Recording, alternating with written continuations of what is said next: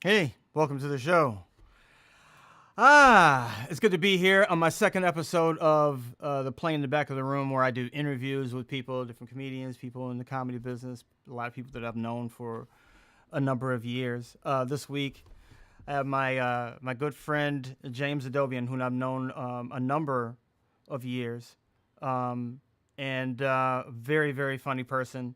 I just want to talk to him and just like get to probably get to a lot of talking about like what's been going on with him. I haven't talked to him in a long time, really, so you'll get to a good insight into like two old friends talking about what they've been doing. But I really, really wanted to talk to James about comedy and his insights and how he does it, his process, especially how he does his impressions. You know, we talked to Dean before, Dean Edwards, and he talked about a lot of his impressions and how he goes about it. I think you're going to see something different with James.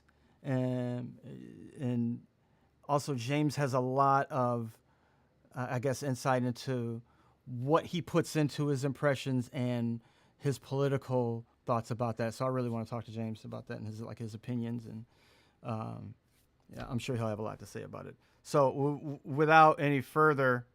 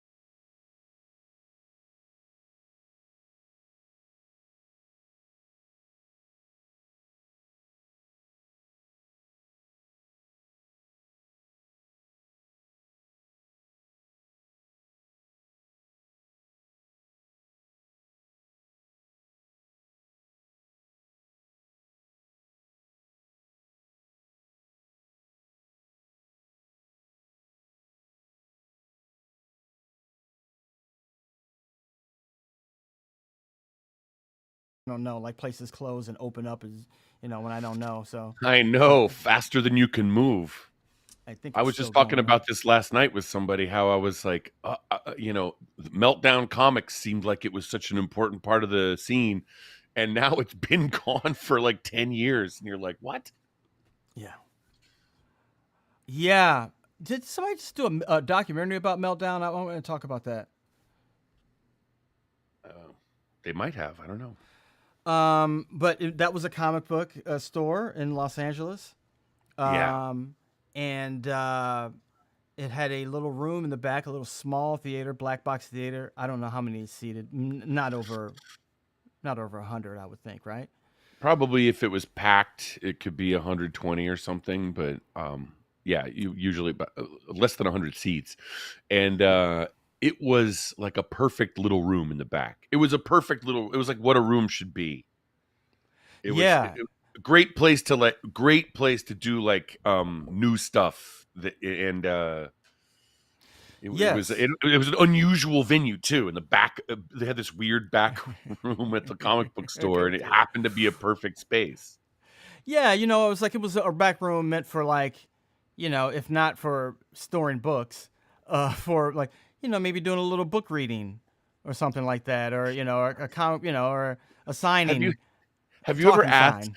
when there's a great room? I kind of if I'm at a place, I'll ask like what the history of the place was, and that one I think had been some kind of warehouse when they built the building or whatever, like Sure. shipping and receiving out the back door, Right, and then right, right.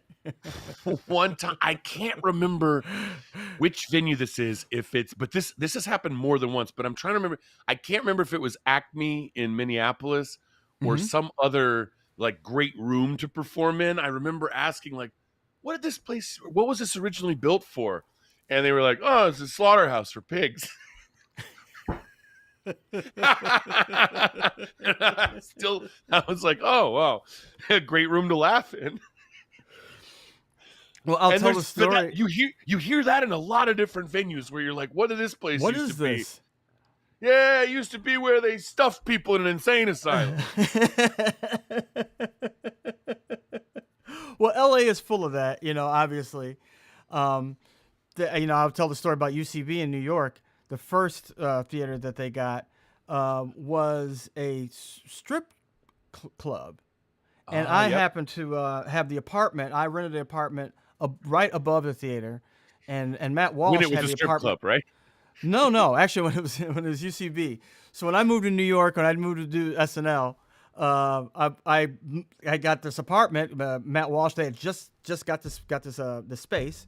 They rented the space in Chelsea, and they had the two spaces above the theater space that were for rent too.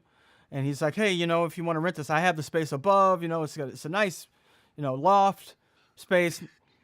For New York, it was nice and full of rats, but whatever. Sure. And then he had the space above, so I was right above the theater. Then at the space on 23rd and Damn. and 6th, yeah. So So I it could was the go down and do theaters and shows and shit like that. you And could go down the fire escape and get on stage. I could, yeah, So it was like I did. it was the theater and then Matt Walsh and then you. I was the first, and then Matt Walsh was above Uh, me. He was on the ceiling, yeah, oh yeah. my God, what a setup!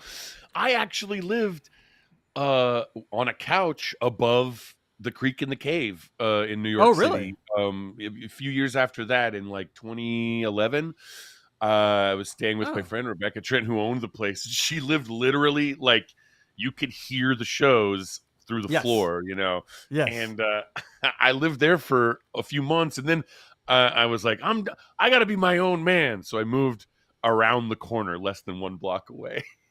I mean, well, it's close enough. I just happened to be like, just it was a great opportunity. I happened to be moving there, and they happened to get that space. I probably would not have done that if I'd have known better. The place wasn't great; it was like full of rats and stuff. But here's the here's the interesting thing. I think I was say I happened to be watching. I don't know if you remember Real Sex on HBO, Yeah.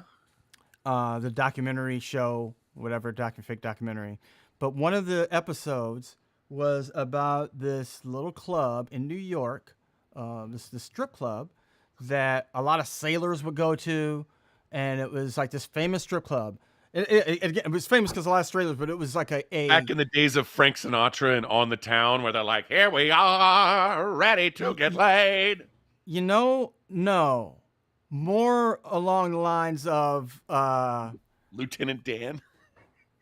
yes, Midnight Cowboy, like Uh, 70s, like yeah, it was okay. dark. And it kind of indicated that in the in the documentary or on Real Sex, but I'm watching it, I'm like, this is where I live. That's the UCB. That's the UCB theater. Yeah, I could see the architecture, the structure, and I'm like, that's the theater. I had I no would love. idea. I would love if the documentary had like the camera slowly push in, and it's like police cited the establishment for a number of glory holes, and then you look over in your place, and you're like, wait a minute, that's where my pillow is. Oh, that happened. So I was watching these sailors come in, and then I started to put together the landlord was a real wacko, but she would always talk about sex. And then I see her in the documentary talking, and it's like it was like yesterday. She's talking about how much sex, how good sex is, and it becomes obvious that she's a madam. And she was still the landlord when you moved in? She's still in the building. Yes. So she closed the strip club, rented the place out, the theater legit. out to UCB. Yeah, and had the place where they were probably turning tricks upstairs where I was sleeping. That's why I was sleeping. Right. I'm like, okay, yes, they were obviously coming up here. Wow. Because they would still have like sailors would come in and show up at the UCB and go like, or people with raincoats, like naked in the raincoats, like showing up at UCB. Like, what is? Oh, it's not. Like there's like a uniform. There's a uniform of the raincoat if you're gonna start jerking off somewhere. The raincoat was like a real thing. It was like a real thing. Like you walk out with it so that you can easily be naked. So you could easily like jerk off, yeah. And I guess like not leave too much of a stain. Oh, right, because then it's your dirty raincoat or whatever. Wow, wow. And I always imagine that the sailors came in trios in their dress uniforms, tap dancing like on the town. Here we are for a little wank and yank. Say, pal, what are they doing? Yes, and what's going on here now? What's this you say? I would love it if there was a secret entrance that was like you came down like a Batman pole and then it's just a stripper pole on stage or something. Well, they did. They took out the pole. I guess when they came in, when UCB came into that theater, they had to change a lot of the stuff, the architecture, because the seats were weird. It was set up like a strip club, What years was it there? At that location? So that would have been 2001 or no, 99, 2000. Yeah. Just those 2 years?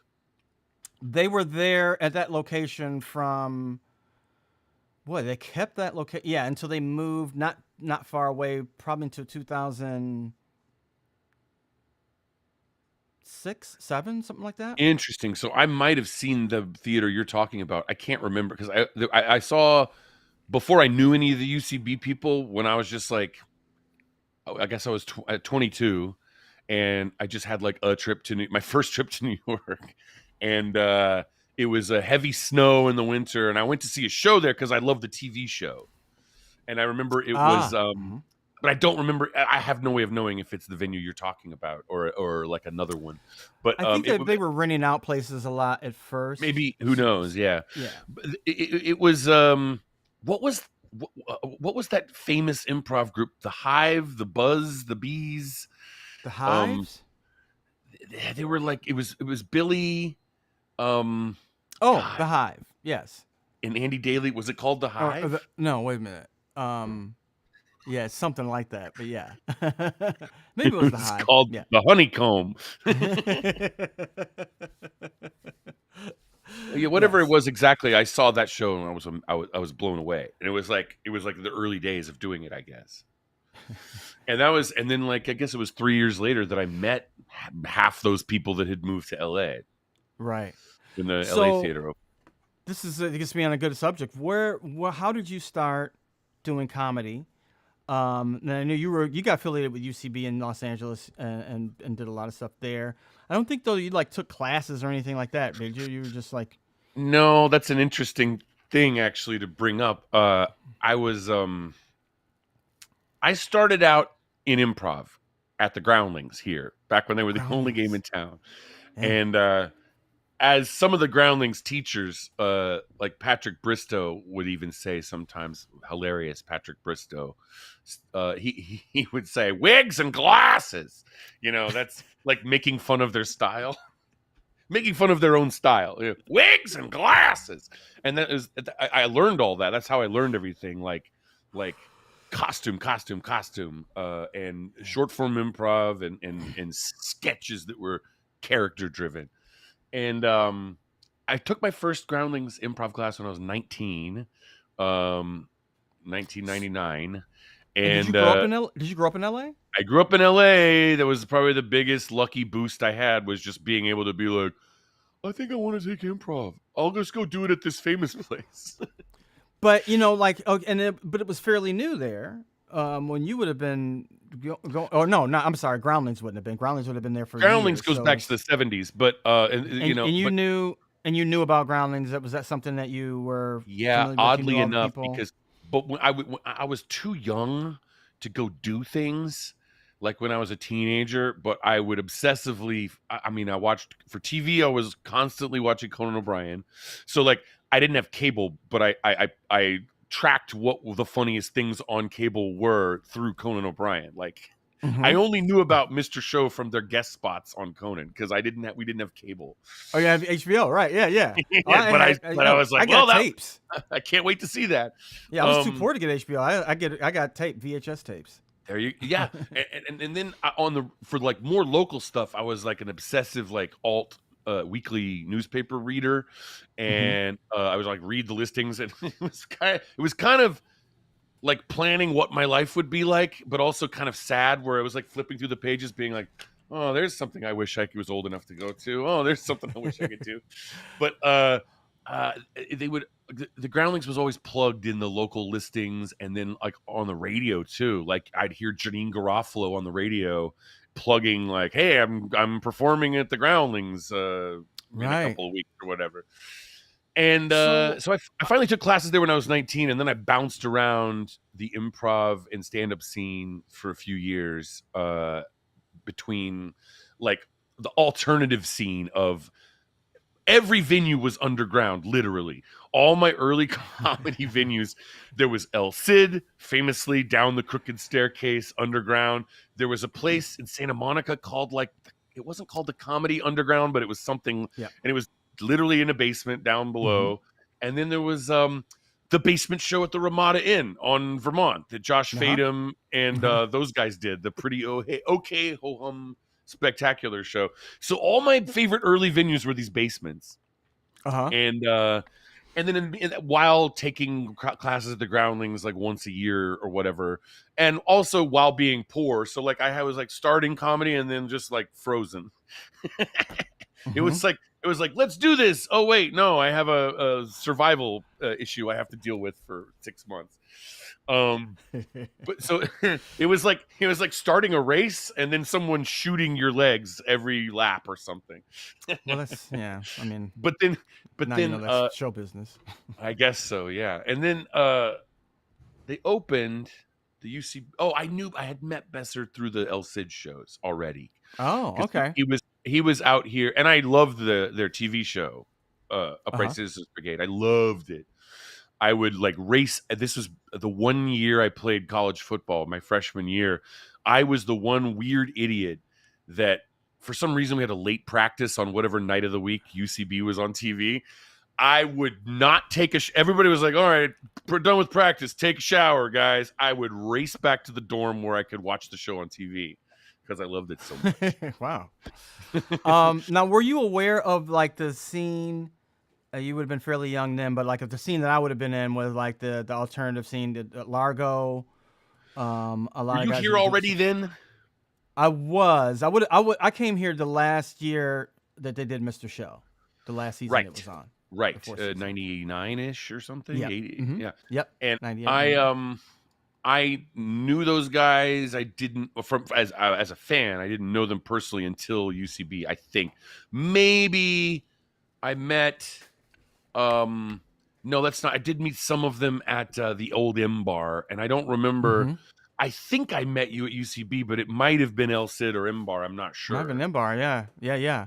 It's weird because I would have liked, I think in another generation that would have been the thing. Those would have been your people, but Yes, a lot of those people I'm were dead. No. I'm the great comedy massacres of the late '90s. I'm the tail end or like the coattails of the alternative late '90s scene in LA comedy, Yeah. and Right. like I think I took a class with Beth Lapidus at Uncabaret back in those days. Oh, Now I really? know her as a friend. Now I know she. I don't think I've talked to her about this, and now she books me. um, but Largo was a place I'd always read about in the listings too, and it was like Yeah. 21 and over. God damn it! Yeah. And This was, at some point I learned to just grow a beard. Wow. I did figure out the fake IDs at some point, um, but then, I knew of that scene. I remember these posters when I lived in Koreatown too, and I was already 21. I was old enough to go. There was this Wiltern show, and there was posters all over because I lived near the Wiltern, and these posters were like epic night of comedy. UCB times Mr. Show. And it was like, it was everyone that I loved. It was like Triumph the Insult Comic Dog, David Cross and Bob Odenkirk, Janine Garofalo. It was everybody from UCB and Mr. Show. And I was dead broke and didn't have the money. And this is, and how it was like a block away from me. And I was like, I didn't understand that I could have probably gone to the line and begged. Could have snuck in. Yeah, that was like a charity show. I remember that. I was in that show. It was like a charity show. You were in that show.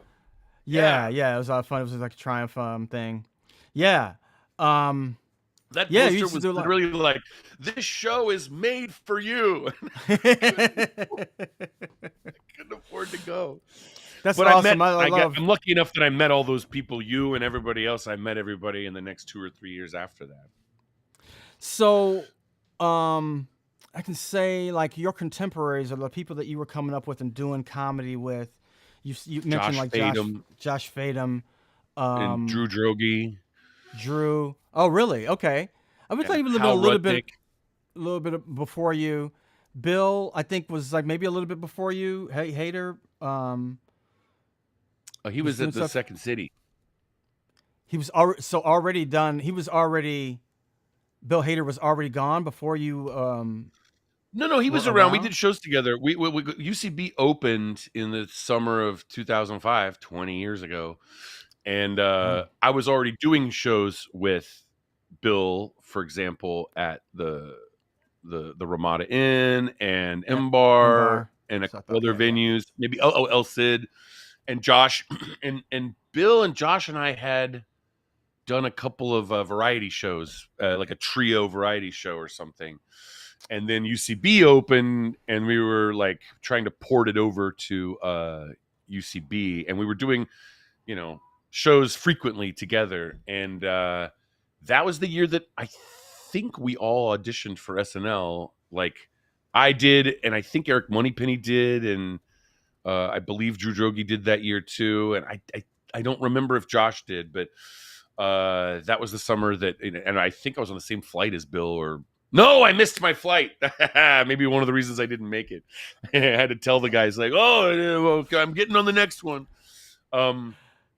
That's a really interesting story. We were just talking about. I was talking to Horatio and stuff about all these recent hires at SNL. They just fired 4 people and hired 5 people. The cast is even bigger now. I don't know what to say. You guys were great on the show, and I was only there for 1 season. I know, but I remember seeing you and loving it. I knew who you were. I saw your Weekend Update bits. I mean, I would have loved to have worked on that show, but I also would have loved to have done a competing show, right? Which it's at times it feels like there's an unspoken legal, like there's a quiet law that there's only allowed to be one sketch show at a time. Yes. Well, I mean, it is what it is. It really isn't. It isn't really a sketch show. It's a variety show. Right. When you think of like all classic sketch shows that came out that preceded it, it really does break it down to just it's variety. It's even more of a variety than like Carol Burnett was. There's a stand-up element and also a music element. Music. Mm-hmm. Yeah, you're right. It is a variety show. It's interesting. Carol Burnett would not have had. She would not have been like, "Ladies and gentlemen, the Pixies." Welcome. Yes. Give it up for her. With her wearing curtains on her dress. Ladies and gentlemen, Slipknot.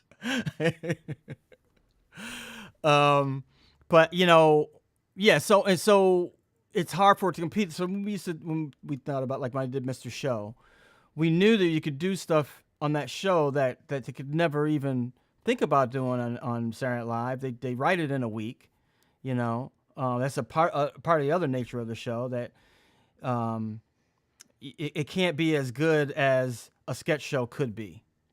It has its own limitations because of what it is, but it's built The in premise, fun yeah, because it's live. And that's about it. right. So it's hard to compare it to other shows, other sketch shows. But yeah,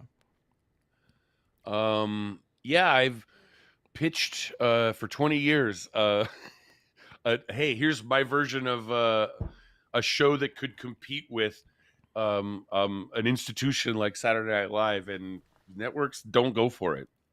They're like, give me anything but that. well, Mad TV was beating it for a while. I don't know if you knew I that. know. I remember flipping. I was the right age that I was flipped the channels between them. Yeah, Um, yep, um, that was the heyday of Mad TV too. That yeah, was a fantastic time. Phil yeah. Those people, Lamar. they couldn't go anywhere in LA without people knowing them, and a lot of kids were their main, was their main audience, like high school kids. Yeah, and they were beating SNL regularly in the ratings, but I was personally at SNL. I was more of a fan of SNL. I just liked what they did better. And then when Mr. Show came along, I was like a really big fan of that. And I you was always one, but like if somebody could do a sketch show more like Monty Python, and then they happened to be doing a lot of the kind of stuff that we were doing in Chicago. We were doing like more long form improv. It was more stuff that was influenced by Del Close. So we weren't interested in like just doing sketches up and down. We wanted sketches to blend to each other, am I reference right? each other. Am I right that David Cross was a stand-up that got hired as a sketch writer, and that's how he got into it? And that Odenkirk was an improv guy from Chicago? Yeah, so Odenkirk had done Second City, but he did Second City after he'd been a writer at SNL, but he started Yeah. off more as a writer, and then they both Interesting. got hired for Ben Stiller show, for a sketch That's show. it. The Ben Yeah, Stiller show. There's some funny stuff in the Ben Stiller show. that was a really good show. And that Um, was another one where I was like, this is a really good alternative to SNL. There were a lot of sketch shows back then, and that was on Again, Fox. that's one I had to catch up with later because I didn't have cable when it came out. Yeah, But I yeah. like I caught up with it like 2 years, 3 years after it was on, and man, there was some great stuff on that. Really The smart. parody where like Yeah, the yes, parodies. and the parody of the trendy clothing ad where they're like, here we are in Melrose. Everybody in marketing wants us to be on Melrose. It was so it was on the pulse, but in a Uh-huh. way that still holds up. It still holds up. You get the Melrose thing that they're making fun of. Yeah, unfortunately, that was a Fox wanted to be cool for some reason, so they had that, and they had, what's his face's other show, Freaks and Geeks was on around that same time, and a lot of cool shows, and then they just went, nah, we're not gonna do that anymore. When they're trying to gain an audience, and they were like, oh, let's do this cool stuff. I it's funny that there's always these windows where they're like, television is taking chances and throwing money at bold ideas. And that's like a moon cycle. That's always when James Adomian has given up. They're like, we're ready to start buying shit that's dangerous and takes chances. Where is he? Oh, It's asleep. he's given up. Yeah, he's on the couch for but like the summary of pitching. Are you frozen? Are we both No, frozen? no, I Oh, was just sorry. being What am I still and doing? listening to you. Am I frozen? You're still going if you want to go.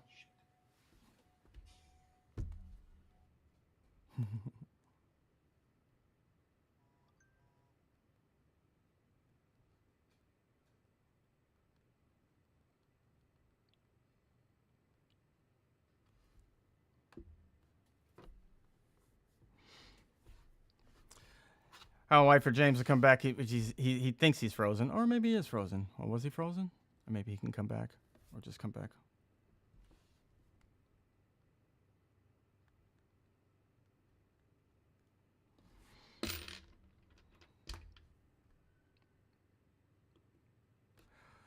I'll get him back on in a minute if I can. If he calls back, I'll get him out here.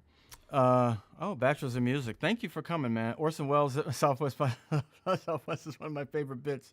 Yes, James did that. I'll ask him about that when he comes back. There's a very, very good Orson Welles. I wanted to talk about his Bernie too a little bit, and talk about the show that we did. We did a show together, 2016, for the election. I did Ben Carson. He was doing Bernie. We had a number of people doing some of the other characters that were running then, but let me send him the host again.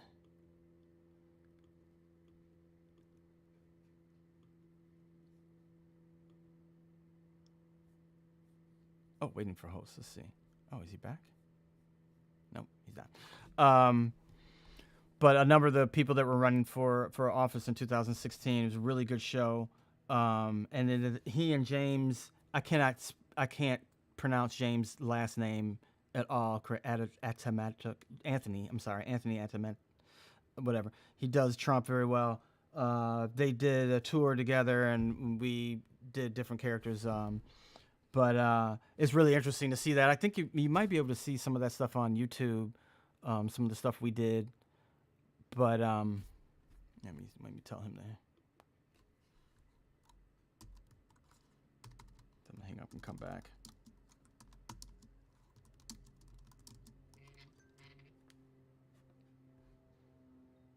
There we go.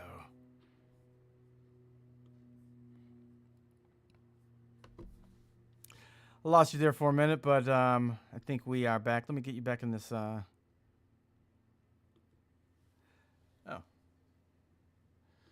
you back in here. But we were. I was telling them about our show that we did. You're muted, I think. Oh, it works. No. You're good. Yeah. Am I muted? No, okay, you're good. I'm sorry. I don't know what happened. Oh, no problem. It always happens. Somebody good Bachelors of Music, who has a great channel on YouTube, is saying that he really liked your Orson Welles at South by Southwest.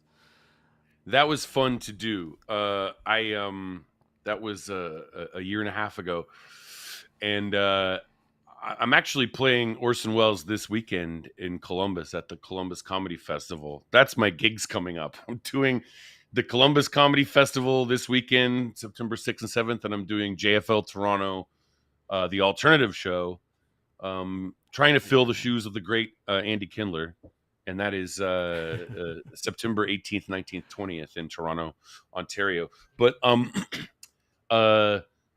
Orson, I've done Orson on and off here and there, and I just decided that would be a great, because I always wanted I wanted to do a different impression to anchor a 1 hour show every time I do the South by Southwest show, and I kind of perfected it post pandemic.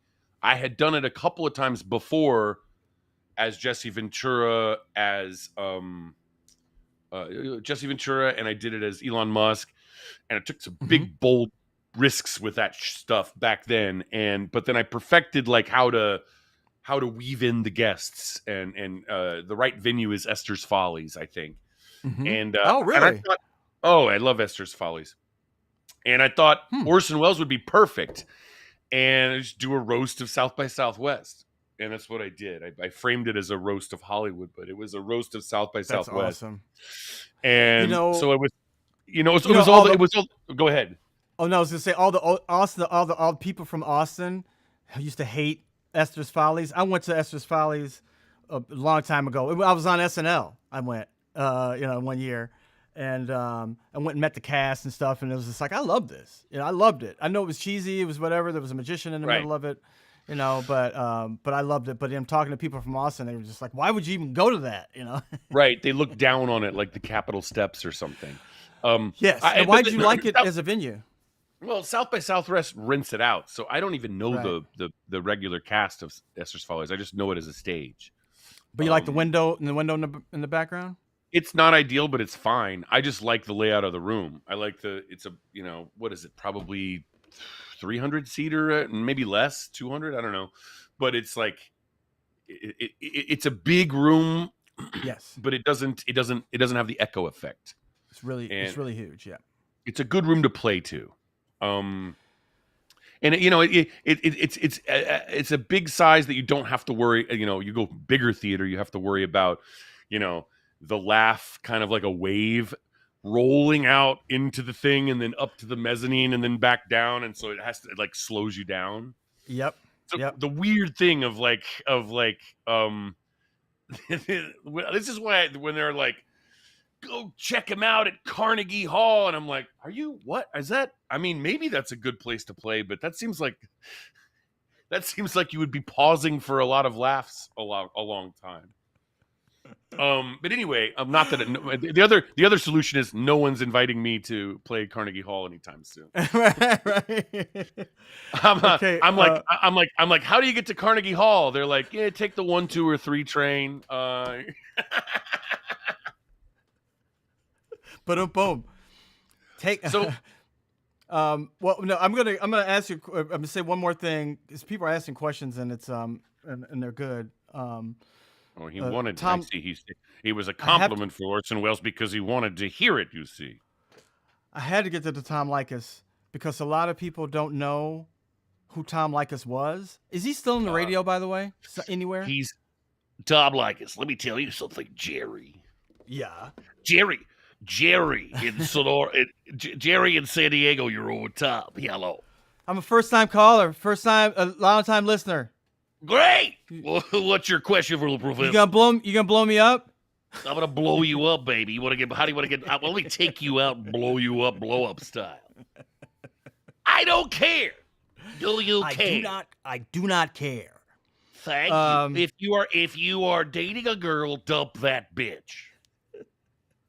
He was this toxic afternoon drive guy, and I was kind of a radio nerd here growing up in L.A. In the early days, in the early 90s, he was the liberal alternative to Rush Limbaugh on KFI.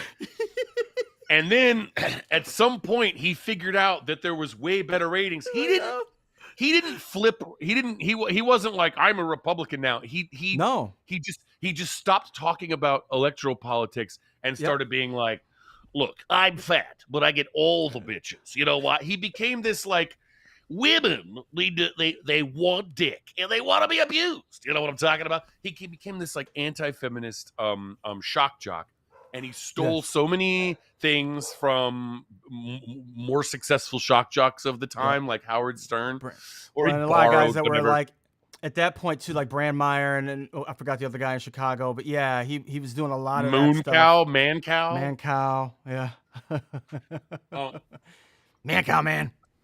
Tom Likas, he had a standard radio voice that he would go, I don't care. I don't care. Do you care? He would have these fake like vocal intonations that he would go into.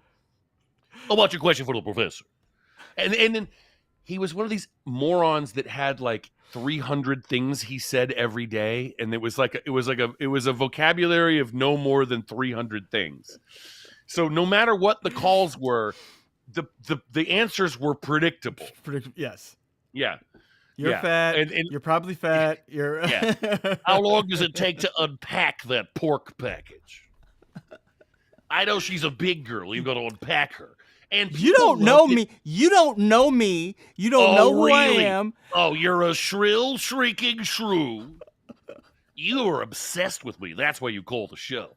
And he had like when every hour started, it was like these radio voice cliches that were just like left in the oven too long, and so it was like you messed up a recipe. Standard radio guy, 7 minutes past the hour here at KNX 1070. He sounded like one of those guys, but then he was like, I don't care. He got nuts with it, and so it was like what did he say? Doom, doo, doo, doo, doo. You're listening to the show not hosted by a right-wing wacko or a convicted felon. No! This is the show where you get to hear about the issues you really care about. 1-800-5800-TOM is your toll-free telephone number. Marcus in Temecula, your own Tom, BLO. He would do what do you call it? Flash Friday. And I still think Flash Friday was just made up. There was like you don't think the girls were driving going around with their boobs? Not all over LA. I think some of them might have driven to a studio in Culver City and driven around or something, but it wasn't all over. It was not all over LA. He was on the FM talk station back when that was a thing. 97.1, the FM talk station. Do you care? And we listened to him on the afternoon driving home from high school, basically. And because he was prime time radio. That was his audience. That was prime his time afternoon drive. Yep. The Arbitron ratings are very good. So if you don't like me, that's your problem because I'm winning. And I remember he was always like, he was so cartoonishly wrong about things that it was funny to listen to. And then he had the shittiest opinions about some things. Like, I hate to even bring this up, but when I was devastated when Chris Farley died. I was a big Chris Farley fan. And like the whole day at school, it was a sad day. And then waiting to get home to see what they said on the news. This is before the internet was in your pocket, you know. Driving home, we heard Tom Likas, and it was all he was talking about, going like, I have no sympathy at all. Oh, Jesus. And I was like, that's not the take I want to hear. So, I mean, I hated the guy since that time. And he manages to be wrong on so many things, too. He's very anti-Armenian. The Armenian people don't understand. Nobody cares about what happened. What is he, Turkish? What was he, Turkish? No, he's not. He's just like whatever some asshole honking his horn on a freeway believes, I believe. Women need to do more blowjobs. The protesters need to get run over. And I have no sympathy whatsoever. You know what I'm talking about? But his career, here's the thing. I started doing that impression.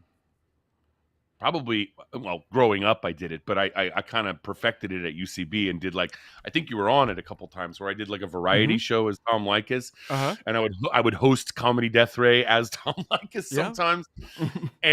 But this was when he was like still from the late 90s into the early 2000s, he was still like a big thing. And then something insane happened at the end of the 2000s. Radio collapsed. I guess it was because of iPods and iPhones and podcasts. But like, this is the same time that Indie 103 went off the air, that great radio station with the Jonesy's Jukebox. I'll go to visit the Duke. And then Tom Likas started to crater and implode around the same time. And a lot of other LA radio just went away. And I guess it's the rise of podcasts, iPods, iPhones, and Sirius XM. And well, I don't know if you remember, we started doing internet radio. And I remember at that time, it's just radio was starting to fade then. I didn't even know what podcasts were. And that's what our podcast ended up turning into. But yeah, what Comedy Bang Bang turned into. But we were doing it on internet radio at one point in time. That's right. It did start on Indie 103.1. But let me tell you, Tom Likas, as I was doing it, his career collapsed, and so I had to explain. I realized the audience doesn't know who he is, and less. He's still around, but his show is dead, and he's on social media, and he's got one of these accounts that you click on it. He has me blocked, but if you click on it, it's like, I block trolls. Here's some other rules. He's like one of those guys now on social media where it's like, oh wait, that's what you're leading with. I block trolls. No replies allowed. I saw him at LAX one time, and I saw this like disgusting looking, broken, he was walking with assistants. He had a sloppy shirt with liquid all over it, and he was flappy and slow and definitely looked like Tom Likas. But I had this other side of my brain that was like, James, don't go up to some guy that's unhealthy and say, hey man, are you Tom Likas? Because that could be the insult that ends his life. So I die. But then I regret it because I'm still kicking myself. I'm like, that was like 98% Tom Likas for sure, and I should have like pretended to be his friend or something. Okay, this is getting into something I wanted to ask you about. So, how does TV work now? Do you need to pitch shows on Kill Tony? To him What is or it? to Is him this a around? is this a question from a This is a guy? question from somebody. Yeah, it's a funny question. I feel like we Hmm. have a new studio system. Yeah, but the studios make phones. Apple, you're So you're saying, how do talking you get on about. television? Basically, you're saying, how do you get on television? How do you do? How do you pitch This shows? Do you go I on have kill? no. Do you go on I, Kill Tony? absolutely not. In fact, I was talking about this with someone recently. The Kill Tony thing is, it's a right wing comedy variety show. It's like there were 20 shows like that every year that were done by different people at UCB back in the day. And what's missing was because they were not right wing MAGA shows for the most part. There Right. was no billionaire that showed up and went, "Oh, I'm going to shower you with the algorithm and fake followers and funding, funding, funding, funding, funding." The moment you go right wing and do like a tertiary version of some shit that used to happen 20 years ago at UCB, there's so many. I'm not even talking about myself. There's like, so you could walk into UCB on a Tuesday. Well, that was Comedy Death Ray. You could walk into Right. UCB on a Wednesday back in the day, and there was a show randomly that was better than what you'd see on TV Yeah. and better than what Kill Tony is What he's now. doing. And Right. there are no left wing billionaires. They don't exist. They do Well, not maybe exist.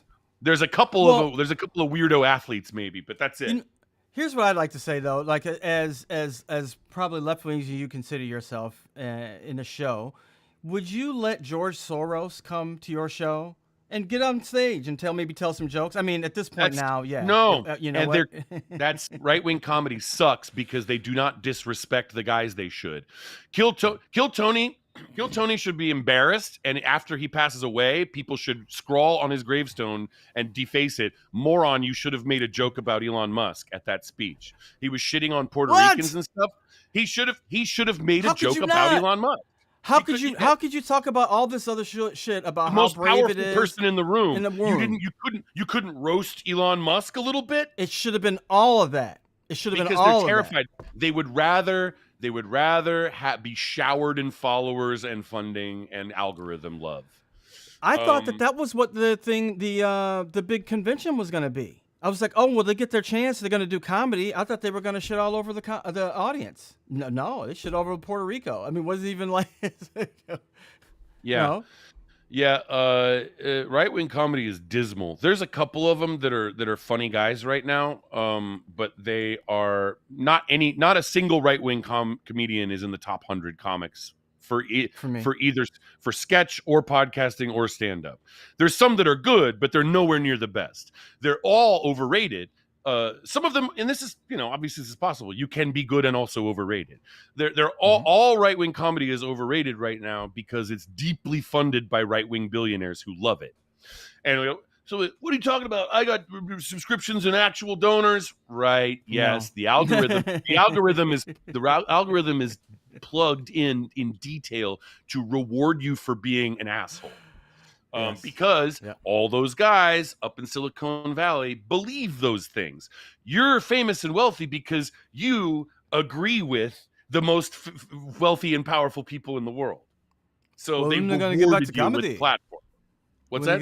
We get back to comedy. We get back. This comedy's back. I mean, obviously, LOL, like legalize comedy. It's talking about free speech, comedy. Like wow, like right, like LOL. That fucking guy. Have you seen him do his Tesla events where he has a microphone and a leather jacket like a stand-up comic? No. He tried. Yeah. he's tried to bring his paid employees in that he owns. Let's be honest, he owns them, and he brings them in. And it's just like when you see his events where he's unveiling some stupid Cybertruck or something, and you can hear that the applause are fake, that they're like, oh yeah, woo, wow, and you're like, I know what fake applause, I know what an applause sounds like, especially one from guys who aren't in Hollywood. Yes, they're not actors. Right? They don't know how to fake the laugh. They're not voiceover actors. But he did that with one of his like corporate meetings or something, and he started telling like jokes, like right, like it's obvious, and and they were doing fake laughter. Yeah, woo, right. And I mean, I dare that guy, I dare Elon Musk to go up at any pre-existing stand-up show that doesn't have a right-wing stamp on its ass. Well, he did. Go up at a real comedy show. He did, and he got booed when he went up with Oh, at Dave Chappelle. Chappelle? Yeah. Of course he did. I remember that. But yeah, a broader answer to the question. Look at this guy. Okay, now I see his comments. Obviously, I think at this point, bachelors of music. I want to like fight back against these conspiracy theories that Elon is actually logged into the Bachelors of Music account. It has nothing to do with Elon. I'm not the one making these comments that I'm the funniest person and that you're jealous of me. These comments happen to be being made by Adrian Dittman, like LOL, like right, hello. The broader answer to the question about TV is that it's broken and like Comedy Central's dead. Comedy Central's like almost not on the air anymore. That's going to be the next thing. It's so weird. Like the entire industry almost literally got sold for parts, like a private investment firm is doing to Rite Aid. They're doing it to TV networks too. Yeah. And what do they call it? Leveraged buyout. I forgot what they call it. When somebody takes over and when you take it and you just really rip the company apart. Like they did the Toys R Us and Red Lobster, which Circus could City. easily be out. That practice could easily be outlawed, by the way. Say it's the corporate rating. Yeah, you could easily have rules if you wanted something to stay around. But James, if you knew the money that people made on that, though. I know they got to make sure that their great grandchildren have a fourth house. I understand the game. That brings up like these comics going to Saudi Arabia. I mean, I saw Tim Dillon talking about it lately, and he was just plainly saying like, "Well, they're paying me money to look the other way." I mean, Coward, never. So that's a person that never gets to talk about what's right anymore. No, you never get to. I can't take you seriously. Yeah, can't take you seriously. And you're not the whole truth to power thing. Okay, you don't do that. This is your. I challenge you. I dare you to say something that borderlines on getting you arrested and beheaded while you're in the kingdom. Of course they won't. And it won't. It won't be filmed. You know, nobody will get to see. Nobody's gonna see it. So that's my thing of why go, and everybody's plainly saying because of the money. But I'm like, how much is enough? I mean, everybody that's going has plenty of money. I don't have any money, and I would not go. I say that. It's easy for me to say that now. You know, I don't know if my kid was sick or something like that. I'd say that, though. Hey, my kid has cancer. I'm going.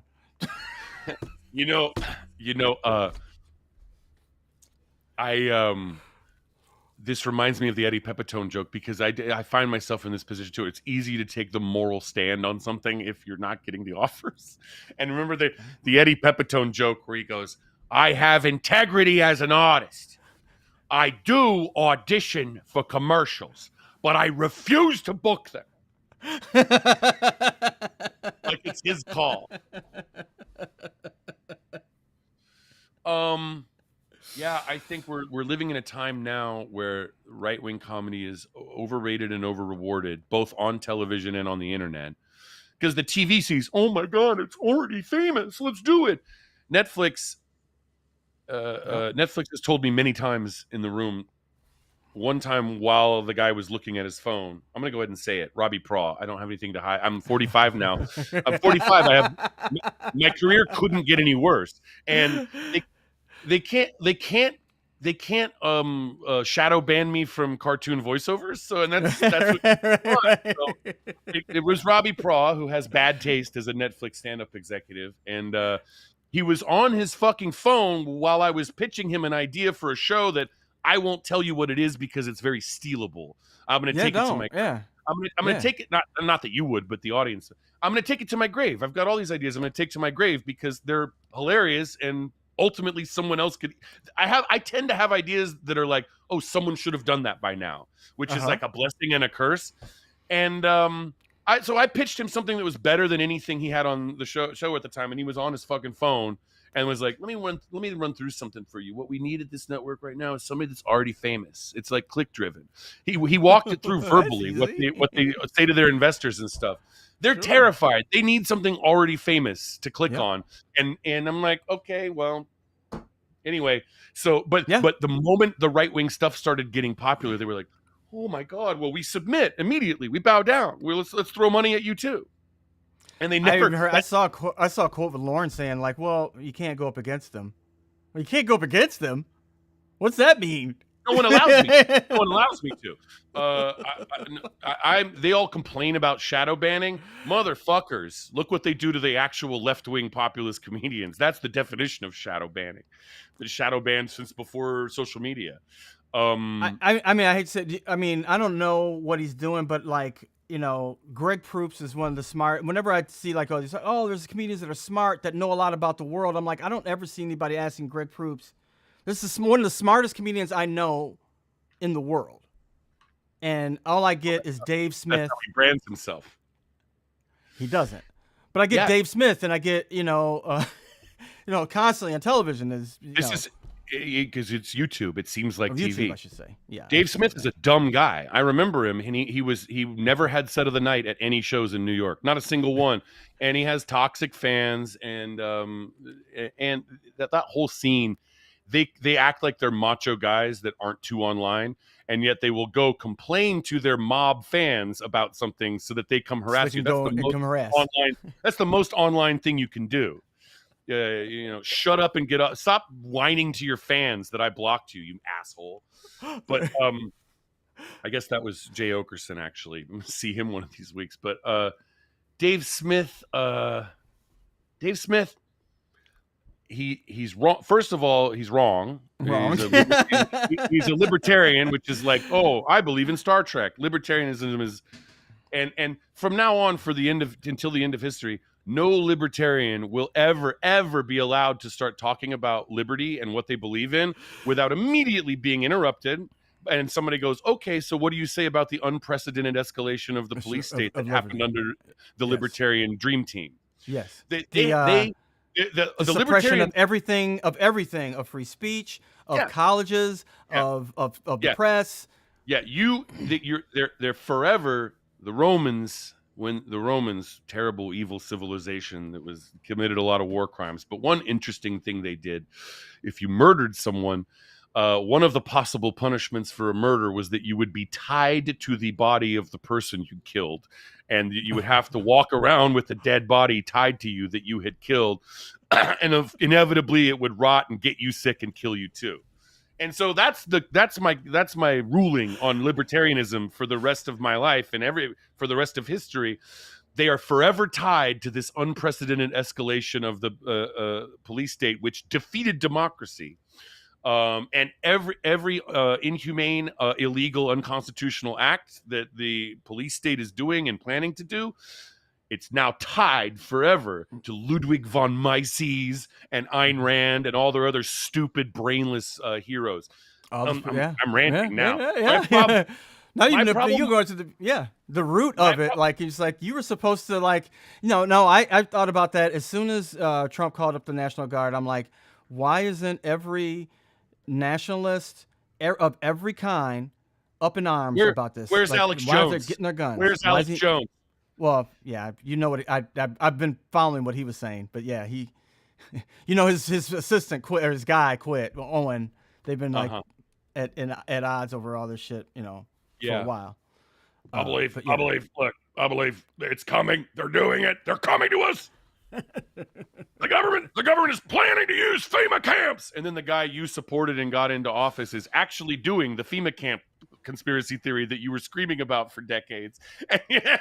And he says, "Well, listen. Well, we gotta look at you gotta look at the good things. You gotta look at the good things that Trump are doing. You gotta look at the good things. You can't just look at the negative. And the positive are always the negative." Absolute hypocrites, and they're tied to this police state academically for the rest of history.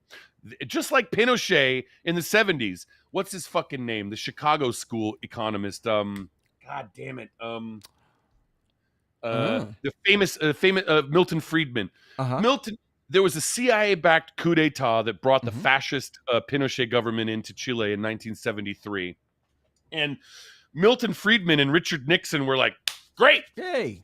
time to experiment. And they sent Milton Friedman down, the libertarian economist from it's a Chicago school. I forget which university he's from, but he went down with his guys, and they just took over the Chilean economy with a fascist dictator, killing people in soccer stadiums, disappearing people without charges just for being protesters, throwing political opponents out of helicopters without charges. And Milton Friedman went down there and did a libertarian experiment on the country and did everything according to his textbook. It's the same. Libertarianism loves a fascist police state.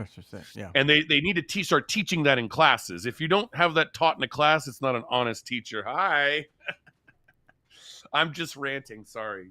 No, I love it. I think Dave Smith is a dumb guy. Never had set of the night. Never was the funniest person on a single show, and I did a lot of shows with him. Mildly, like he could riff off of you getting a big laugh on a podcast, but he never got the big laughs. One of the dumbest people also who thinks he's smart. Of the people who think they're smart, he's very dumb. But if you're a man in America, I've told people this, experiment in your logged in device on YouTube, on your phone or your computer, and then go to one in a hotel room or something, or a friend that's not logged in, or do it. Just experiment, look around, survey.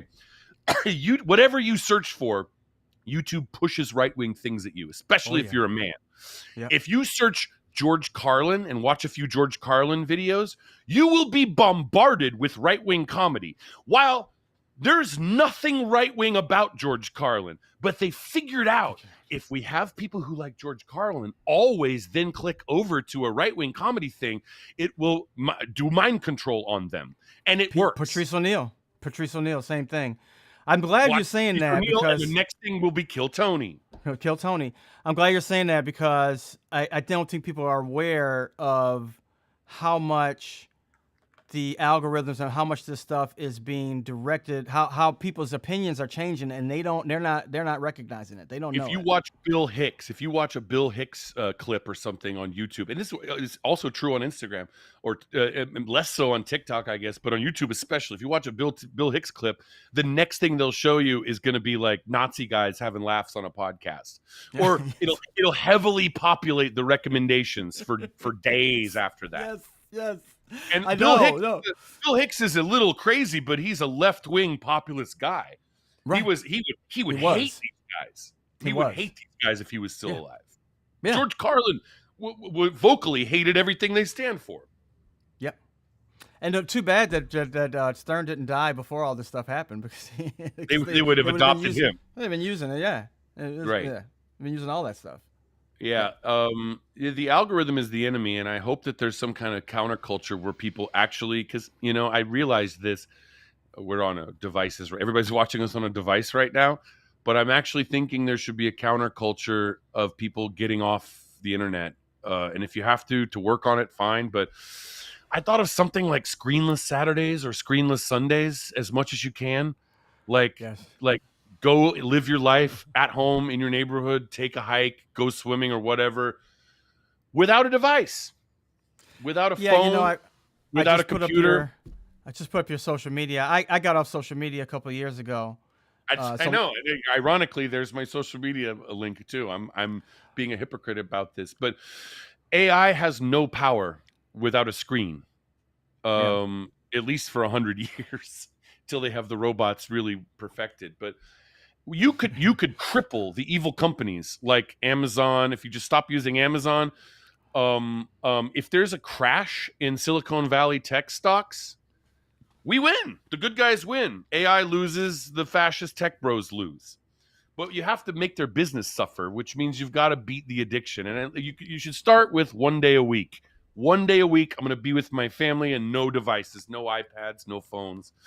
And, if you're at a bar and there's a TV on, that's fine. I don't have a problem. A movie with it screening a film, I don't have a problem with it.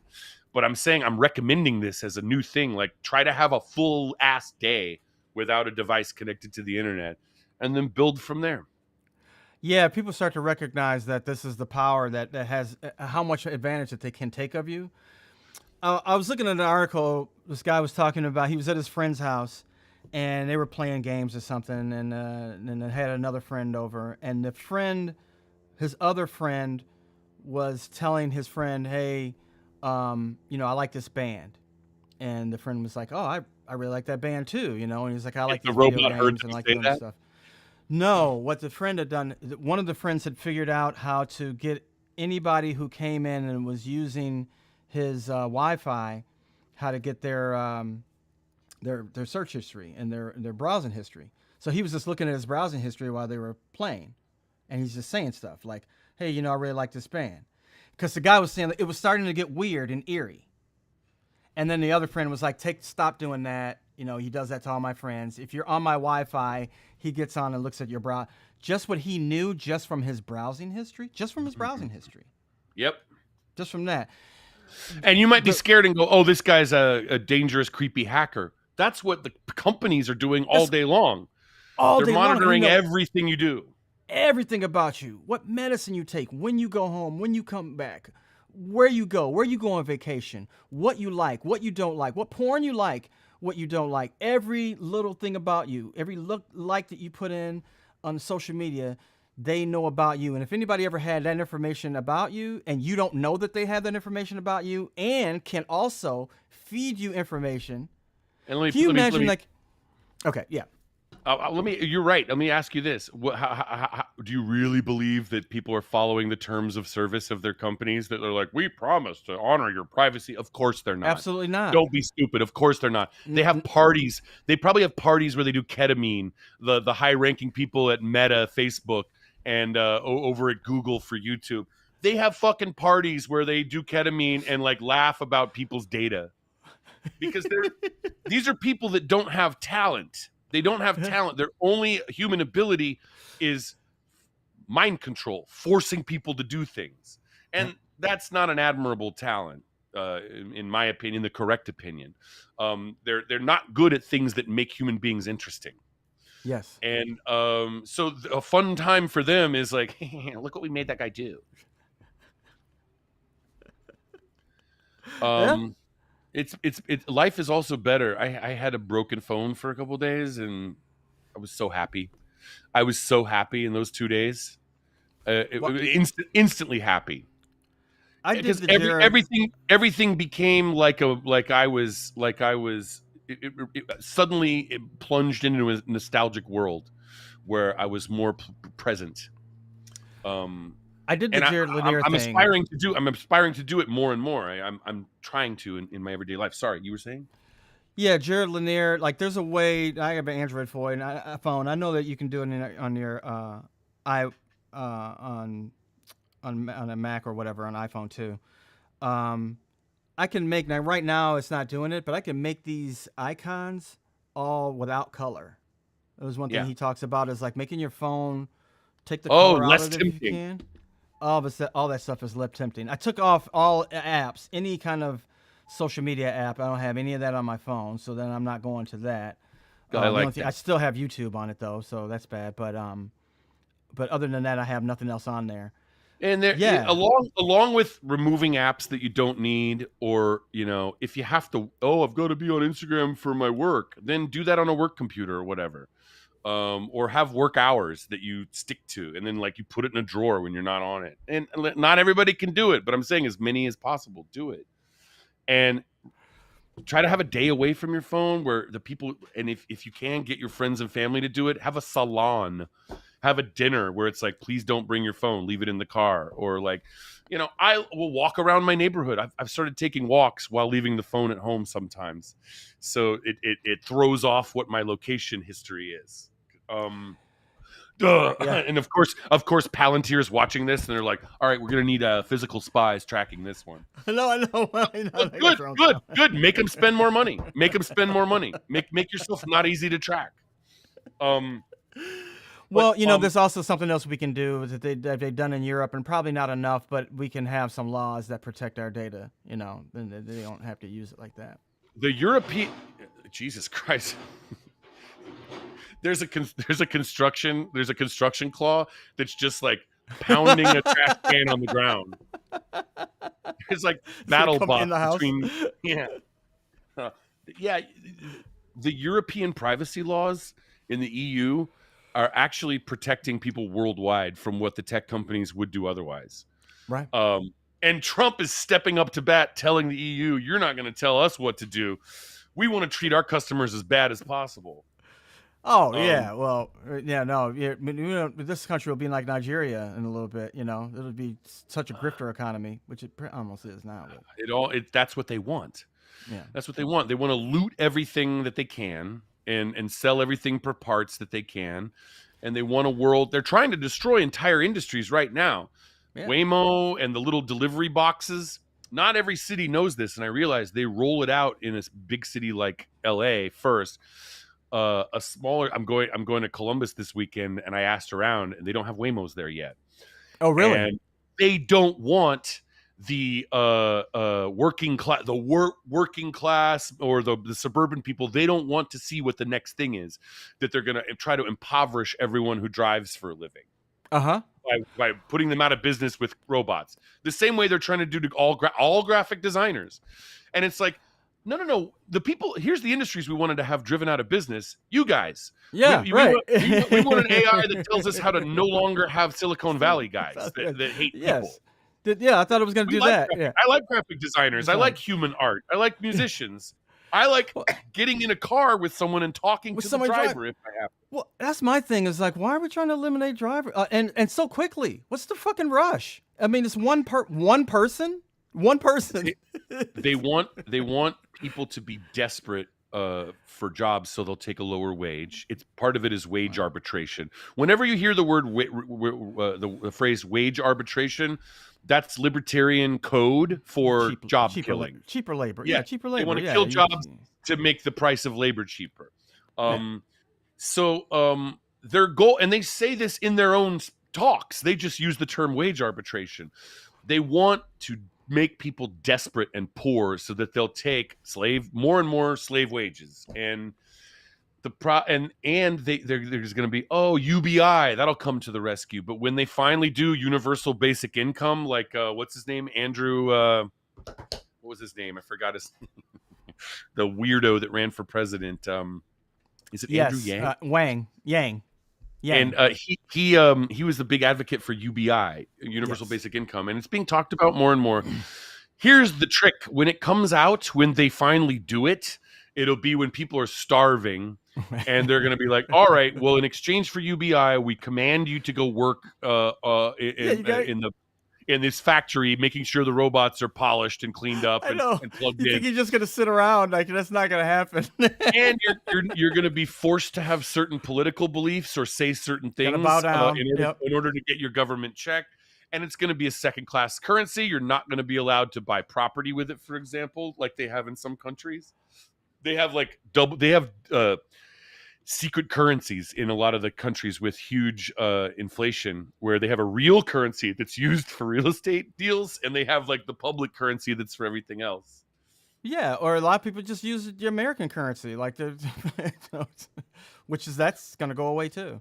But yeah, I can't. Libertarians, when they say that the world they would prevent the megacorporations from running away. I mean, that's a good first half of a sentence. I think I might have missed. I missed out on something. Oh, they said something else.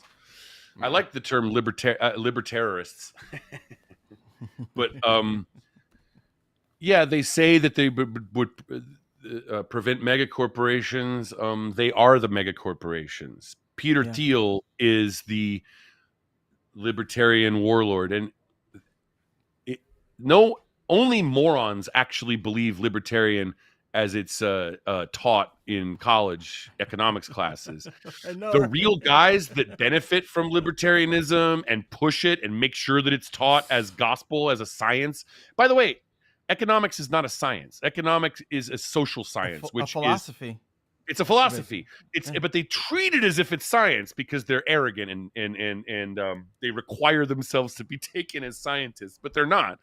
The powerful people that push economics to accept the libertarian dogma as the only truth.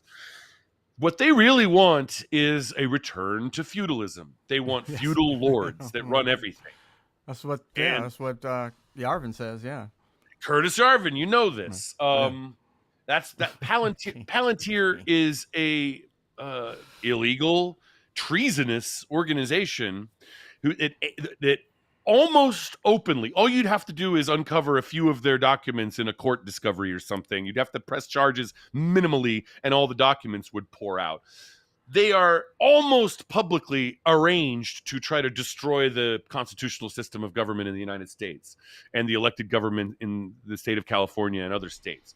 And they're very powerful, and they're allied with Curtis Yarvin, that dumbass who's also not smart, not a good thinker.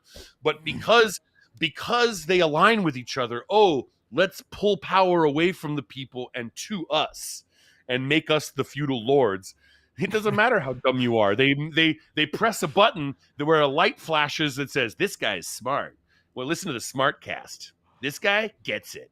Oh, you like George Carlin, who's a talented, hilarious comedian, legend of American comedy? Then you'll like this libertarian moron too. And 5 more of them after that. And that's all we're going to show you. From now on is we're going to have George Carlin mixed in with libertarian assholes. Because that's what Carlin liked, right? I think so. How do you know any different? It's Techno-feudalism, correct. It's funny what I see Louis, who's gone through in the last couple of years, from trying to hold on. Yes, because I've known Louis for forever. And only so much. Louis back 15 years ago was like, I mean, white people suck. We have too much power. We've got white fucking privilege. And then like now he's like, I'm tired of listening to these fucking girls. These feminist girls are cunts. I really do think that's why he stopped. I know him as a person. It's hard for him to do, no matter how much of a creep he might be, it's hard for him to do comedy he doesn't believe in. He still might lie. He still might tell things on stage of like, not maybe completely be honest about himself. But I don't think that he'll do something. He wants to do something that he doesn't believe in. That he doesn't. I would love to hear. I would love to hear Louis C.K.'s take. Most of his shows are not recorded, I guess nowadays. They're the secret take away the phones thing. Another good. I love that. That's the only use of the no phones thing. Is I know, right? Live comedy shows that way. But I'd actually love to see his take on the illegal detention camps and concentration camps that they're building all over the country, and we know this. They're months away from they're going to move on. Their next targets after immigrants, the illegal targets, are going to be homeless people, mentally ill people. They're going to declare people mentally ill if they disagree with them. You're going to have activists, and the question is, how many activists are they going to throw in concentration camps? And like somebody just voted the wrong way, and they're going to put them in El Salvador or whatever in the illegal concentration camp there. I'd love to see what Louis C.K. has to say about that. I wonder what side of the force the guy is on at this point. Yeah, I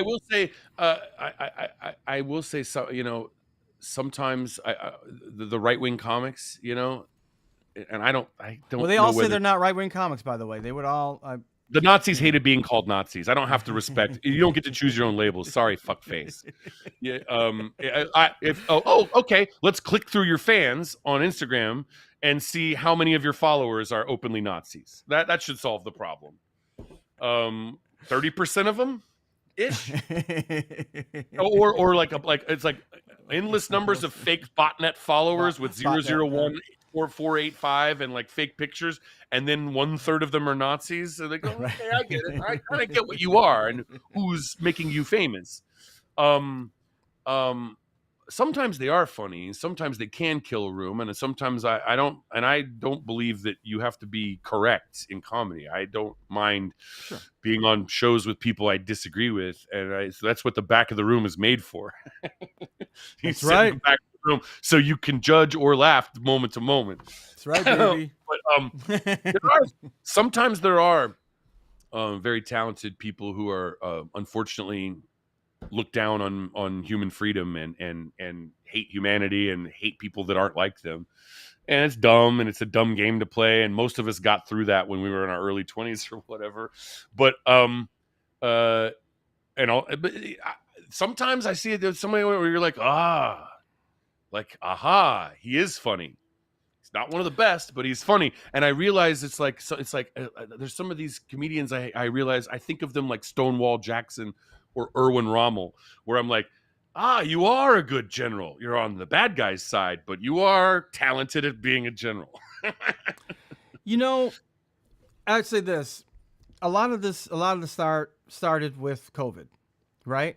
And I'll say to a lot of the audience, and even if they're funny or they're not, if the comedian cares about, do these people care about you as an audience? Do they care about you as people?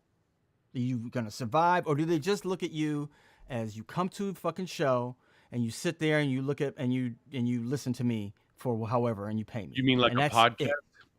No, I'm just saying, like, the audience themselves, do they realize that a lot of these comics do not care about them as people? And what proved that to me was COVID, because a lot of the reason that a lot of these guys turned right wing was because they couldn't go out on the road during COVID. They were the only people that cared to go out on the road during COVID. A lot of comics were like, I'm too scared to go out anywhere. But these comics were like, I live on this shit. You can't do this. You can't. The state can't do this. He can't do that. Talk about this. This is like a whole nother conversation we could have about like how COVID changed America in ways we don't understand. The whole RFK thing, and he represents a kind of person that I know some of, and you see them online. You see them at health food stores. You run into their brands and you see what they believe in, where it's like, I believe in holistic energy foods and also not vaccines, like vitamin people. Right. The Democratic Party lost all vitamin people to the right in the last 5 years. Yes. Back in the old days, they were 2/3 of them were either Green Party or left-wing independent or maybe Democrats. Now, 2/3 of them are MAGA. Or Make America Healthy Again, RFK people. We totally lost all the vitamin people. Yeah. And it's something that should be considered, was that a good thing because we were right about the science? I mean, well, good, congratulations.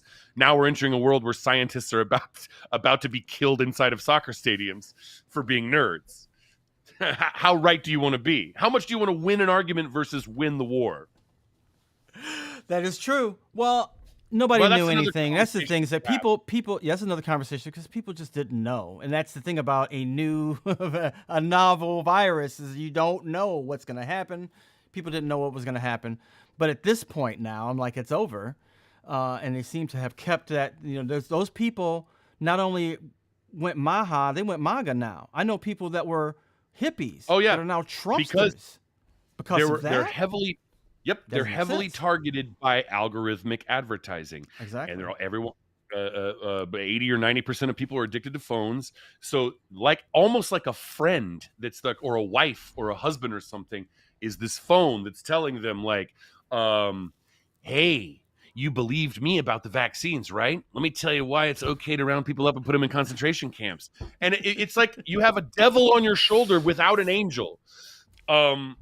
And this is a big problem. You're right. There's old hippies that are now like, I was always counterculture. And you're like, they're not a majority, by the way. They're not a majority. Well, that's why these comics are saying I'm not right wing. I'm not right wing. I'm not. Yeah. I'm as left wing as they come. No, you're not. If you charted out the map of where people are, you are on the right wing. I'm the actual center. This is what I don't like. I use right wing and left wing because that's what people understand, but they're also inaccurate ways of talking about politics. It's more complex. It's like a 3D. It's like a 3D model. It very much is. There's an up, down. There's a left, right. There's corners. Yeah. The vaccines. It says Maha reminds me of the sound Orson Welles makes in the drunk champagne commercial. Maha. Maha. COVID vaccines have never been trusted for their efficacy. There, there is a supplement. There is a supplement from Robert Kennedy, inspired by the medical power of the worms in his brain cortex. I know Some people somebody. called it a host dewormer. How did Robert Kennedy? I gotta go soon. I'm sorry, but Robert No. Kennedy has the most cartoonish, terrible voice. He shouldn't be a public figure. Hey, you're not me. How that you like? You sound like if you wrote a sitcom with a character like that, they would be like, "Well, that's not. Get him out. No, come on. We got to have a realistic crazy person." I think that's why he. I think that's why he gets by with saying what he says. Like he was in that thing yesterday. He denied things that he said 15 minutes ago. I think that's why he gets by with it. Like, well, obviously something's wrong. He can't remember what he just said. We're going to blame autism. We're going to blame on Tylenol. That's the level of intellectual capacity these people are operating at, and they got you because a lot of us a little nervous of vaccines. You know what? I don't like getting poked myself. I did it because I didn't want to die of the thing. And you know what? At this point now, don't worry about it. It's okay. It's all right. I know, but like, you don't have to vote for American Nazis just because you didn't like the vaccine. Exactly. Like you compartmentalize that issue. Can talk about all of that. We can figure out all that stuff. But and they like that's not. He's made for a meme culture. Also, his father was a hero. And I do think that when the U.S. government killed his father so that he couldn't become president and revealed what happened to his brother, John F. Kennedy, they killed his brother 5 years later. I mean, nobody talks about the connection. It was 5 years apart. They killed JFK. They killed his younger brother 5 years later when he was running for president. And he would have obviously beat Richard Nixon, and he would have been a very popular, unprecedented left-wing president in a time when America needed it. And they killed him and Martin Luther King almost at the same time. And it shattered the country in many ways. The leaders that should have been the leaders of that generation did not rise up the right way. The whole baby boom generation was traumatized, like, oh, if you're left wing, you either get assassinated or you lose because you're George McGovern. And it's like George McGovern should never have been the nominee in 1972. That would have been Bobby Kennedy's re-election campaign. Yep. There's this artificial it was like a surgical strike from the ruling class into American politics where they're like, we won't have that anymore. So there's just no leaders of the left wing, and they had to get the most uncharismatic guy, George McGovern, to run. He was like, well, somebody's got to run, I guess. And so they're terrified of left-wing populists since these artificial assassinations intervened in our politics. And so there's trauma on our country, but also trauma on his son, Robert Kennedy, who the one thing he's right about is, yes, there was a conspiracy. They covered it up. They did it. You're right about that.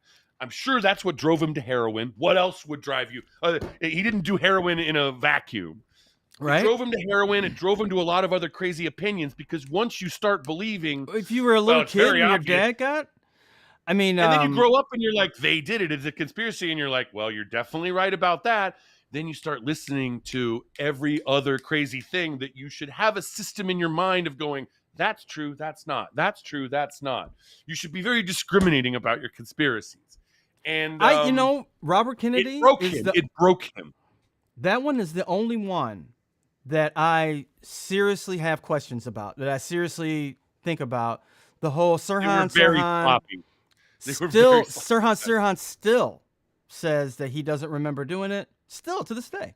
Or no, did he just die? Or he might just died not too long ago. Yeah. But yeah, up until then, he still is like, I don't remember what happened. There was a doctor that worked with him, like that he got the coroner. I love that we freeze at this point. Did they freeze us? No, you're still going. Can you hear me? I'll say it just in case you can hear me, but you're frozen Yes. for me. Um, I have a stand-up bit now that's on my special, Path of Most Resistance, where I talk about the coroner in the Munchkin City in the Wizard of Oz, the one who's like, "As coroner, I vouch for her. I've thoroughly examined her." And how fun it would be if we had singing musical coroners in the real world to sing their autopsy reports. And I do it. I go, if in 1968, when Senator Robert Kennedy was gunned down in Los Angeles, if the LA County coroner Thomas Noguchi had come out and sung his autopsy report, the country would be better off today. It's impossible that Senator Kennedy could have been killed by Sirhan, because Sirhan was always standing in front of him, but the fatal bullets all came from behind him. Dun, dun, dun, dun, dun, dun, dun, dun. That was his real autopsy report. He said that it was he never wrote down that Sirhan killed him. Oh, really? Yep, you could look it up. I got a great book I can give you. I've got to No, go. please. Thank you for coming, man. I'm sorry. I was going to try to Was it? kidnap, or I was going to try to convince you to I try can't to hear do you, this on a but regular basis. I'll call you later today. I will see you I'll later. catch up on all the parts I didn't hear, if that's all right. Thank you so much, man. I'm Thanks sorry for coming you in. froze, but I guess I'm gonna go. I can't see you or hear you, Jerry, but thank you. It's been a long time. I hope I get to run into you again soon. And now you came back for just a second, but thank you, and I hope I'll get to see you live soon too. I'll see you soon, Let's man. do something. Thanks for coming. All right, cheers, and thanks for watching, everybody. Cheers. All right, bye-bye. That was James. That was great. I'll do more of these, and tell your friends. You can go on and look at this up. I always promise people that I'll cut these up into smaller bits so they can see them, and I never have time. But this will be a really good one. James has a lot of opinions, especially about comedy and how we do this stuff. So I'll try to do that. Once again, thank you for coming. I'll be back next week, next Thursday, once again with Horatio and the gang, talking more about what we do. Let's play in the back of the room. I'll see you next week. Bye.